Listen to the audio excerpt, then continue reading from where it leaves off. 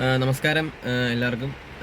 ഞാൻ വളരെ പ്രധാനപ്പെട്ടൊരു കാര്യം എല്ലാവരോടും ഒന്ന് ഷെയർ ചെയ്യാൻ വേണ്ടിയാണ് ഈ ഒരു രാത്രിയിലും ഈ ഒരു വൈകിയ സമയത്തും ഇങ്ങനൊരു വീഡിയോയിലേക്ക് വരുന്നത്. ഇതിൻ്റെ പ്രധാനപ്പെട്ട കാര്യം എന്താണെന്ന് വെച്ച് കഴിഞ്ഞാൽ, കഴിഞ്ഞ ദിവസം നമ്മുടെ തിരുവനന്തപുരത്ത് ചാവടിമുക്ക് എന്ന് പറഞ്ഞ സ്ഥലത്ത് വെച്ചൊരു ആക്സിഡൻറ്റ് ഉണ്ടായിരുന്നു. അപ്പം ആ സമയത്ത് ആക്സിഡൻ്റ് ആയ നമ്മുടെ കൂട്ടത്തിലുള്ള ഒരു വണ്ടിയാണ്, ടാക്സി തന്നെയാണ്, ഓൺലൈൻ ടാക്സി തന്നെയാണ്. അപ്പം ആ വണ്ടിയും ഒരു ബൈക്കുമായിട്ടാണ് ആക്സിഡൻറ്റ് ഉണ്ടായത്. അപ്പം ഈ ബൈക്ക് ഓടിച്ച പയ്യൻ സീരിയസ് ആയിട്ട് തലയ്ക്ക് നല്ല ഇഞ്ചുറി ഉണ്ട്. അപ്പം നമ്മുടെ ട്രിവാൻഡ്രത്തെ കിങ്സ് ഹോസ്പിറ്റലാണ് പുള്ളി ഇപ്പോൾ ഉള്ളത്. അപ്പോൾ പുള്ളിക്ക് അടിയന്തരമായിട്ടൊരു ഓപ്പറേഷൻ്റെ ആവശ്യമുണ്ട്. മുമ്പൊരു ഓപ്പറേഷൻ കഴിഞ്ഞാണ്. അപ്പോൾ ഈ ഒരു ആക്സിഡൻറ്റിന് ഉണ്ടായതിനു ശേഷം വീണ്ടും ഒരു സർജറിക്ക് പൈസ ആവശ്യമുണ്ട്. അപ്പോൾ ഇതിൻ്റെ 8 ലക്ഷം രൂപയാണ് ഇതിന് വരുന്ന ചിലവെന്ന് പറയുന്നത്. അപ്പോൾ 8 ലക്ഷം രൂപ ഉണ്ടെങ്കിൽ മാത്രമേ ആ ഒരു ചെറുപ്പക്കാരനെ നമുക്ക് തിരിച്ചു കൊണ്ടുവരാൻ പറ്റത്തുള്ളൂ. അപ്പം ഈ ഒരു വീഡിയോ ചെയ്യാനുള്ള മെയിൻ കാരണം എന്ന് വെച്ച് കഴിഞ്ഞാൽ, ഞാൻ ഈ അപകടം കണ്ട ഒരാളാണ്. അപ്പം അതിൻ്റെ നേരിട്ട് കണ്ട എന്നുള്ള രീതിയിലും, പിന്നെ ഇത് ഒരുപാട് ഗ്രൂപ്പുകളിലൊക്കെ നമുക്കിങ്ങനെ ഇതിൻ്റെ ഈ ഫോട്ടോയും ഈ സഹായത്തിൻ്റെയൊക്കെ മെസ്സേജുകൾ വരുന്നുണ്ടായിരുന്നു. അപ്പം അത് കണ്ടപ്പോൾ എനിക്ക് എന്തോ ഒരു ദയ തോന്നി. ഞാനിപ്പം തിരക്കിയപ്പോഴാണ് ഈ പുള്ളി ആ വീട്ടിലെ ഒരേ ഒരു വ്യക്തിയാണ്, ഒറ്റ ആളാണ്. ഈ ഒരാളിലൂടെയാണ് ആ കുടുംബം പൊയ്ക്കൊണ്ടിരിക്കുന്നത്. വേറൊരു വരുമാനം ആ കുടുംബത്തില്ല.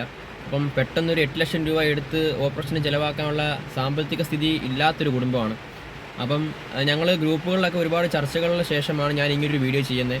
അപ്പം ഇത് മാക്സിമം നിങ്ങൾ എല്ലാ ആൾക്കാരിലേക്ക് ഷെയർ ചെയ്യുക. ആ ഒരു ചെറുപ്പക്കാരൻ നാളെ നമുക്കോ നമ്മുടെ കുടുംബത്തിലുള്ള ആർക്കും വേണമെങ്കിലും അപകടം എപ്പോൾ വേണമെങ്കിലും ഉണ്ടാവാം. നമ്മളെല്ലാവരും ഈ പറയുന്ന പോലെ സാമ്പത്തിക സ്ഥിതി ഉള്ള കുടുംബത്തിലുള്ള ആൾക്കാരൊന്നുമല്ല. എല്ലാവരും പല മേഖലകളിൽ ജോലി ചെയ്ത് ജീവിക്കുന്ന ആൾക്കാരാണ്. അപ്പം അപകടം ആർക്കും എപ്പോഴും ഉണ്ടാവാം.